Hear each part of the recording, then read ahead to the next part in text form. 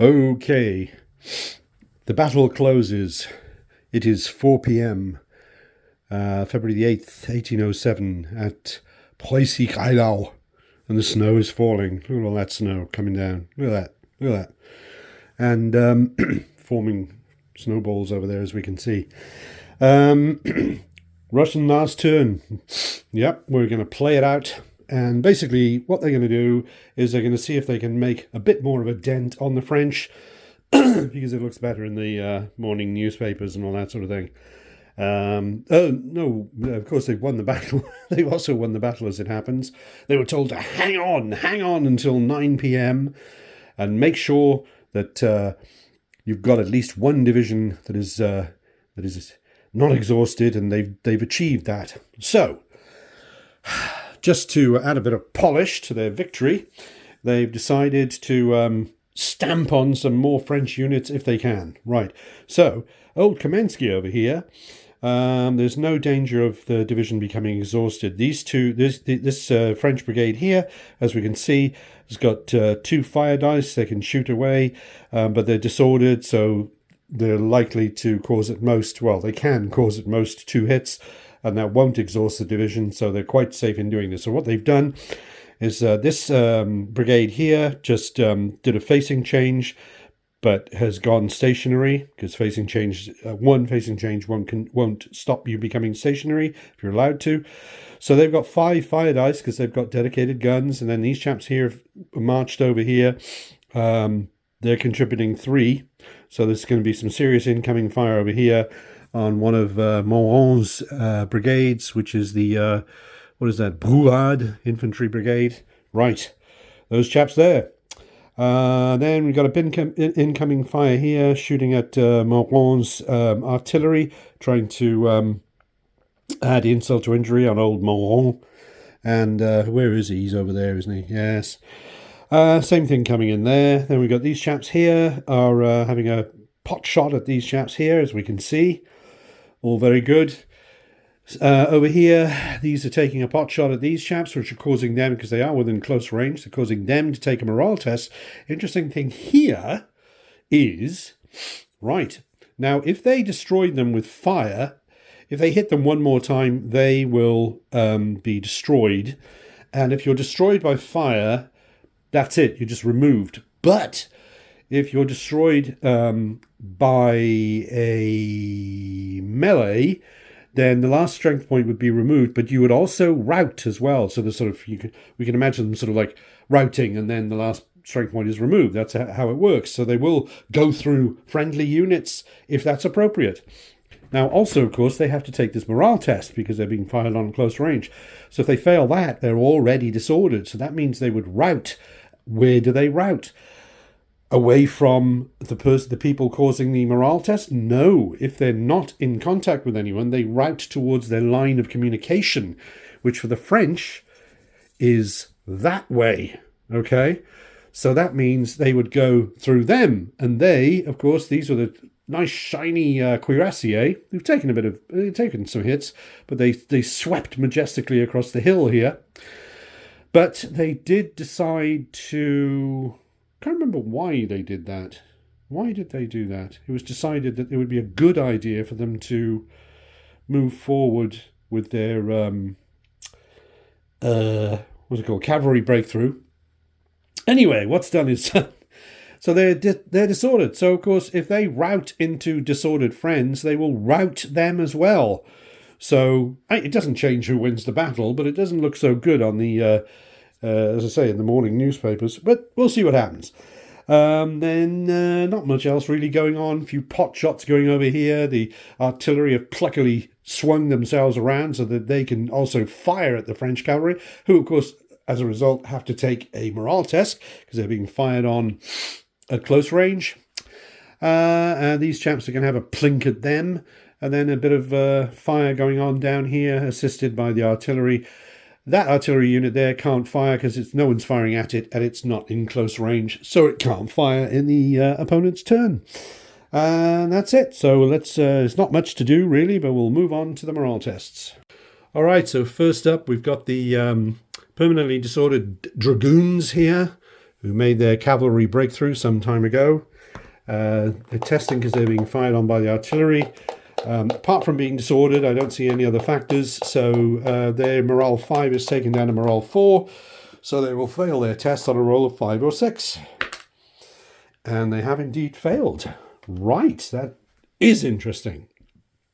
Because as we say, they now have to route towards their line of communication, which is Eylau, which is sort of down here-ish. So they definitely are going to have to go through that lot. Oh, God, I suppose we could split hairs. Let me get the map out. Oh, it's always something, isn't it? Because the question is, are they going to go through two opposite sides of the friends? And if, I think these roads are leading... Yeah, that's the edge of the world, isn't it? That's the edge of the world. Yeah, because I think Eylau is here. Yeah, so they would definitely go through two sides of them, two opposite sides, which will route them. Will they go through two opposite sides of them if they go down there? Splitting hairs. Let's have a look. Right, well, that was a very productive morale test that the Russians caused there because, so the Dragoons went down this way, routing, which caused them to rout the cuirassiers there, which were disordered. They came down here. They didn't go through nobody went through two opposite sides of them, so they're still where they are. But coming down here, they went through them and disordered them. And then they also routed through a disordered unit here, which is artillery, which means it's routed, which in the case of artillery, you just pick it up and get rid of it. So, as a result of that morale test, they lost 2 disordered units of cavalry and a battalion of artillery. So, pretty productive there. A goodly number of strength points were lost. I think 4 strength points were lost there. Yes, right. So, what else have we got? Right, okay, so now we're still doing morale tests. So let's test these chaps. They have got a morale of 6, but they are disordered. So, and they're also being fired on from the flank, right? Surely. Getting a bit rusty here. Let's see.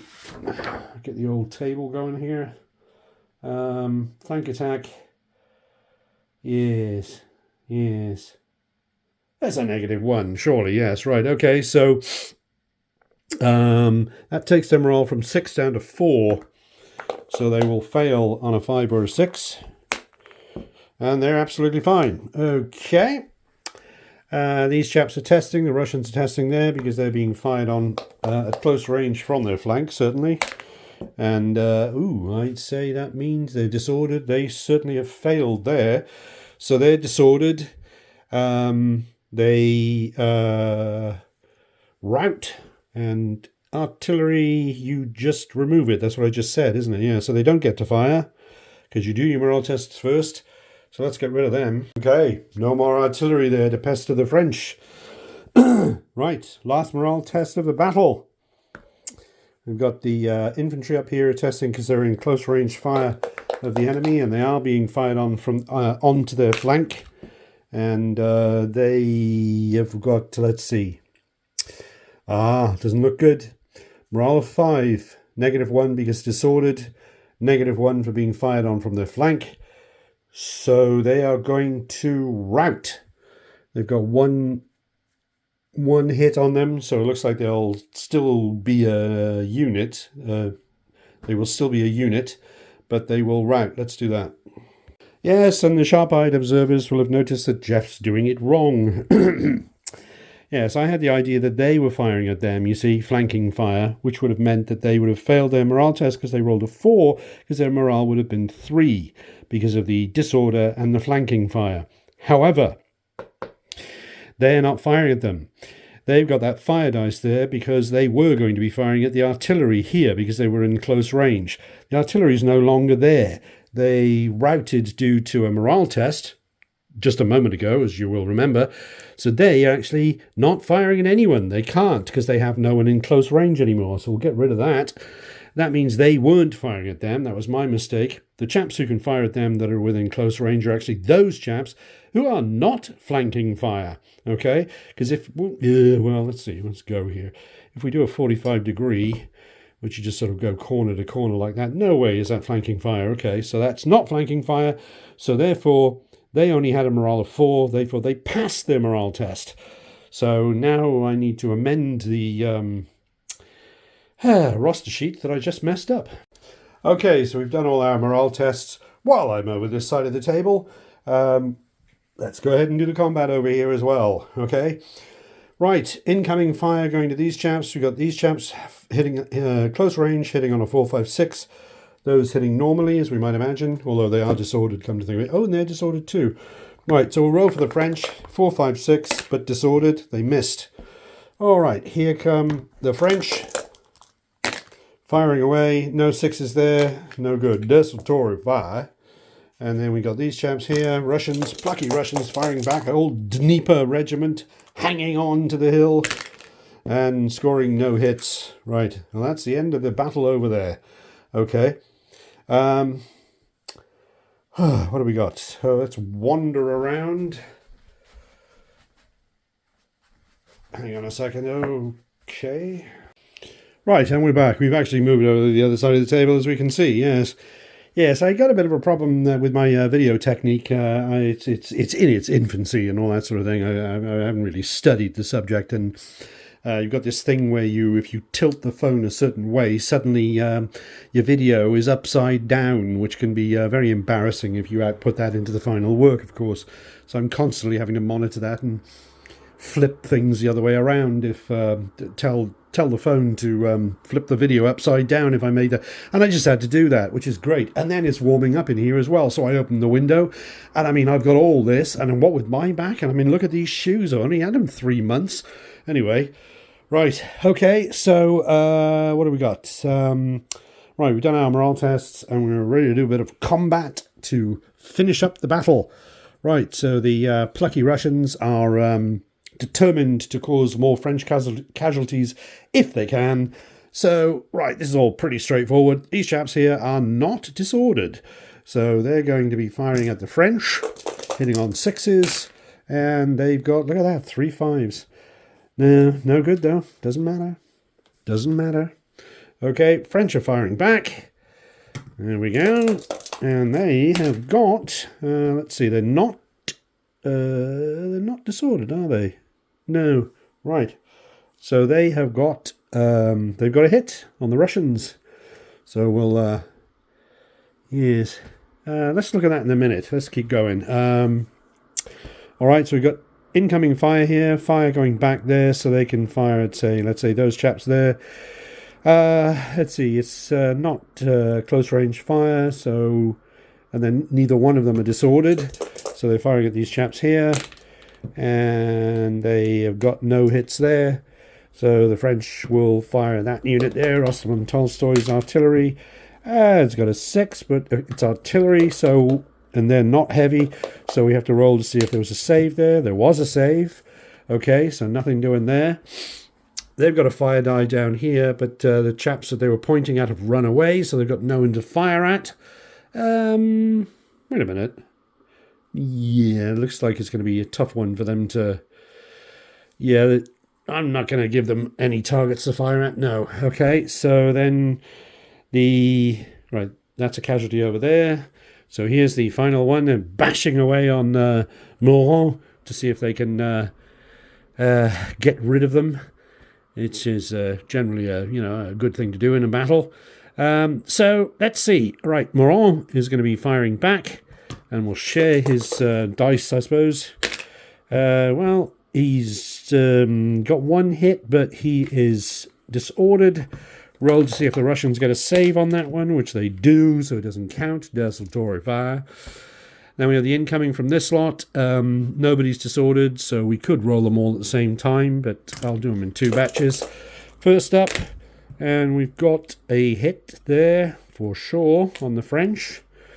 All right, and then we have the final 5 combat dice of the battle coming in at the French, and they've got another hit. Right, well, that's 5. That's already got 3 hits. That's 5 hits on that unit. So I'm pretty sure there's no such thing as a brigade with 6 strength points in this battle. So I'm pretty sure that is going to be enough to see off Bruat's infantry brigade. A little hard on those chaps, but, well, they are making war with Russia, so there we go. So let's square that away. Right, so there you see, that's where the last of Moran's chaps were, and they're gone, okay? Another interesting thing, a very interesting development, though. All the combat was over, and now we're down at sort of eye level, looking at the battle as it rages hither and thither. Look at that. Hither and indeed thither. Right, all the combat was over, so then you check for division exhaustion, and yes, we had some freshly exhausted French divisions, I believe. Let's see, I think was it Beaumont over here? His division is now exhausted.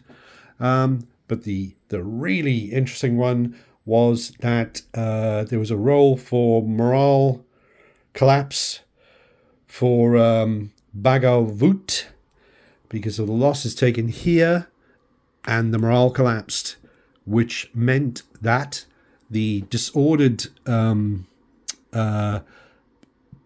other brigade of Bagout, which was disordered and here, routed. Where does it route? It routes towards its line of communication, which was that way. It lost its last strength point in so doing. Anyway, so routed off that way. The key point was this, though, just a heads up there. I mean, this is a heck of a thing to sort of remember. But we kept saying, oh, nothing can affect Kamensky. The Russians have won. The Russians have won. Well, of course, if any Russian units had been disordered, and if Bagout had morale collapse, and then, if the Russian line of communication is up there by what's it called, Lampash, just off that way.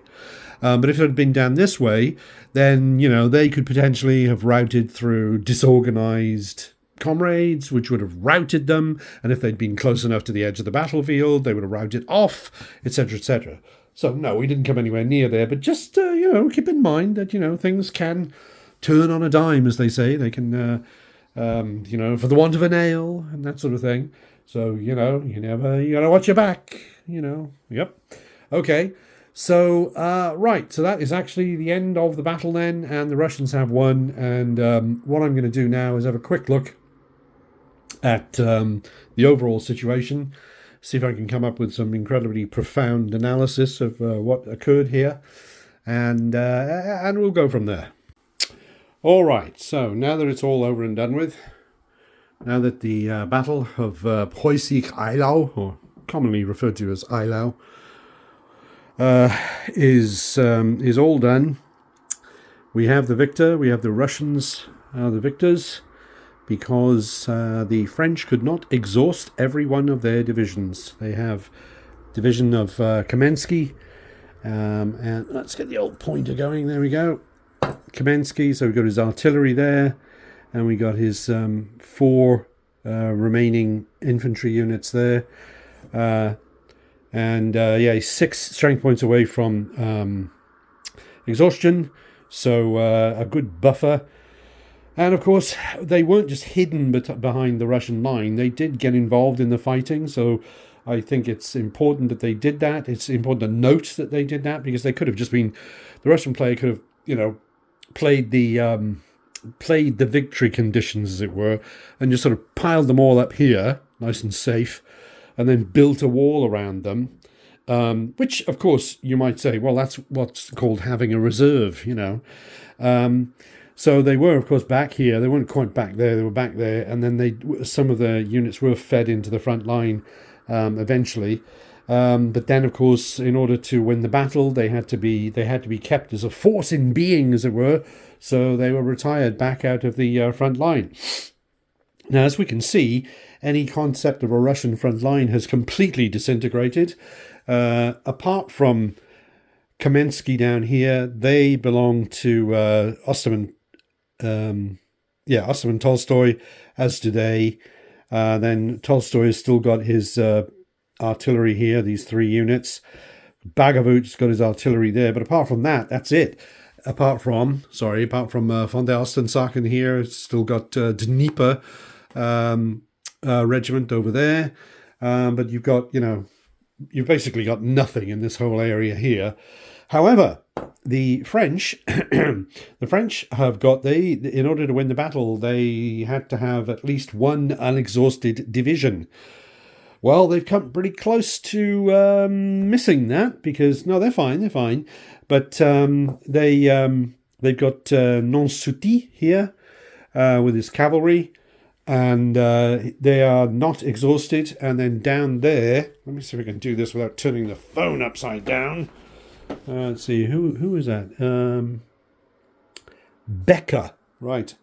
Not a very French-sounding name, is it? No, not quite sure where he's from. Maybe he's German, perhaps, or something like that. Sounds a bit Germanic. Becker. So he's down there with that one brigade division, which I said, well, if we just sort of hold that back, that's our sort of get-out-of-jail-free card, because that can be our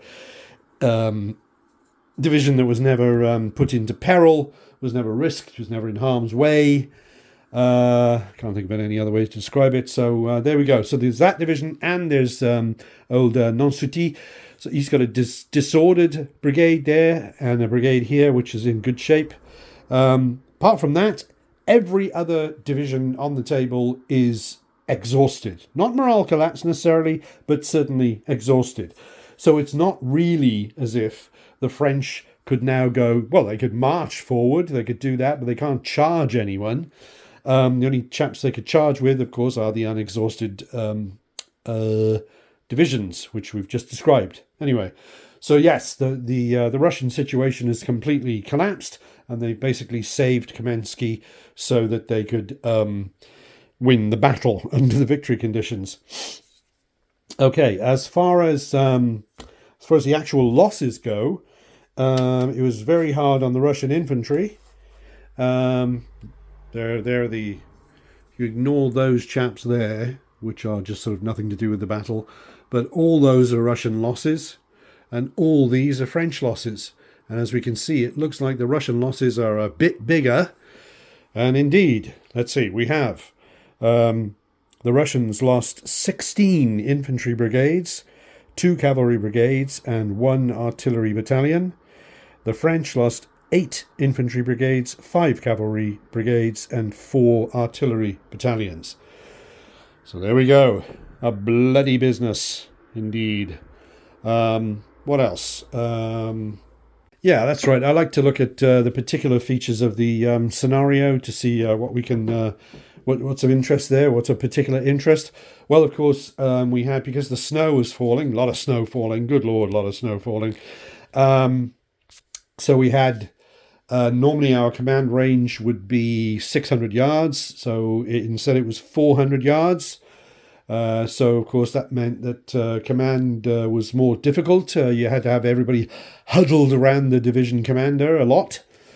Then in this scenario, this is not a scenario rule, but it's just the command structure. The Russians had a tiny punishing number of division commanders. And that meant that it was very difficult to sort of command things. Basically, it had to be, you lot line up there and stay where you are, that sort of thing.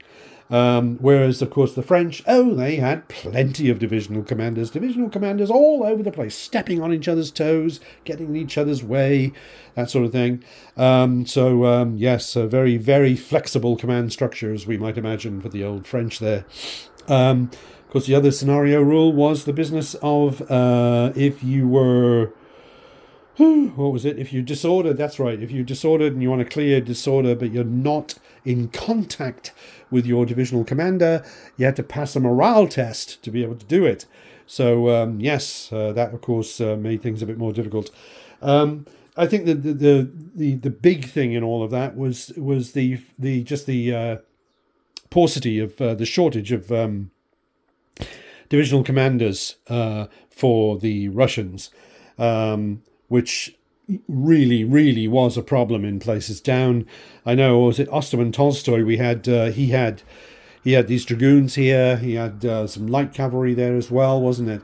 And there was certainly a few turns in there in the sort of towards the middle of the battle where his units were getting stranded because he couldn't be everywhere at once. So they weren't allowed to. What is it? They're not allowed to make a move towards the enemy, which can be rather inconvenient, you know. Yes. So let's see. What else have we learned? It was a good tactical learning experience because you had, especially up here with von der Ostensacken, with just that long line of units where I don't think there were any Jaegers in there. So it meant that all of them had dedicated guns. So they're all just lined up stationary with dedicated guns, which means that if you melee them, they're rolling 7 dice. And if you just wander up to them and stand within range, they're firing at you with 5 dice. So a very tough nut to crack. But, well, evidently the nut was cracked in the end. You know, get the artillery up there, start firing away, try to soften them up somehow, get rid of the stationary status if you can. Eventually, and of course they were uphill, of course, just to add insult to injury, and then it's in with the cavalry, which is what the French did.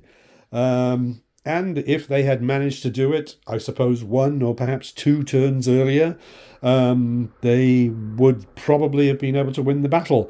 But in order to do that, they would have had to have softened up the Russians quicker than they were able to. So there we go. Let's see, what else? There was that bit of a mess, of course, that was made here with my making my mistake about the business with the cavalry shock, where I didn't give the cavalry shock where it was due, and then I had to sort of reset that. About whatever it was, about 6 or 7 hours of real time into the film, as it were. But you've all seen that, so you know how that was sorted out in a sort of a not too bad of a way, I like to think. Certainly not in a way that sort of decided the battle. Anyway, but apart from that, no, it's been a thoroughly enjoyable battle fight. There was certainly plenty for the French player to think about, and actually there was plenty for the Russian player to think about too. It wasn't, you know, at first I looked at, as I said before, I looked at the situation and I thought, oh my gosh, how on earth are the French going to be able to do this? They've got these 3 tough-looking massive divisions in a continuous line, but of course the line had to have an angle in it, and it sure enough it was at the angles that things were chipped away. But they've got that, but then they've got a reserve division as well. They've got a whole 5 brigade division, Kamensky, in the background, and as long as they can keep that from becoming exhausted, the Russians have won. And of course that is actually what happened. But the French player, the French commander came within a whisker, sort of victory. And the Russian player had plenty on his hands to plug the gaps and do this sort of thing. So I suppose the way it played out, it would have been more interesting for a French player than for a Russian player. But I don't think the Russian player would have had a dull experience. No, because it wasn't a ride in the park by any means. No. Okay, anything else? Ramble. Let's think. No, I think that's probably enough for now. So yes, it was all jolly good fun, and I hope you enjoyed it. And if you do, then by all means, if you feel like playing dangerously with fire, then why not subscribe, or even click like, or even leave a comment, or something like that. I'm probably next up going to be doing, in this very wargame room, a 7 Years War Battle. I've got 6mm forces for that. I've done it before with, the First Silesian War, I think it was, wasn't it? With jolly old Frederick at the the Battle of Mollwitz, the Prussians at least, because he had to leave the battlefield, didn't he? It's at something, I don't know, had an appointment somewhere else. And he was advised to leave the battlefield, that's right, because things were looking a bit grim. And then, of course, the Prussians eventually won at Mollwitz, but Prussians against the Austrians. So I've got these two books, the two Volley and Bayonet books about the 7 Years' War, and I want to play one that I haven't done before. So looking around, thinking it might be Prague, possibly. That's a really big one. If I can scrape together those forces. One of the things, of course, about Volley and Bayonet, digressing now, but what the heck, is that, of course, if you do end up with one of those really big battles where you've got sort of, I don't know, sort of 35 units on one side and, 35 units on the other side, which can happen, then that means in each turn, that's a one heck of a lot of combat and morale tests to resolve. So it can take a very long time, which, of course, in a sort of normal world would mean you'd have a team of players playing it. But with old Jeff, it's always just me. So maybe if I'm going to do one of the really big battles like that, I might have to skip this whole thing I've done in the last two battles, which is to show on camera the rolling of the dice, because I don't want to end up with a movie of a battle that's sort of 20 hours long. I think that's, even Francis Ford Coppola and, people like that would start scratching their heads if we go to that length. Even David Lean, God rest his soul. So, anyway, hope you enjoyed it. And as usual, I say, here's to it.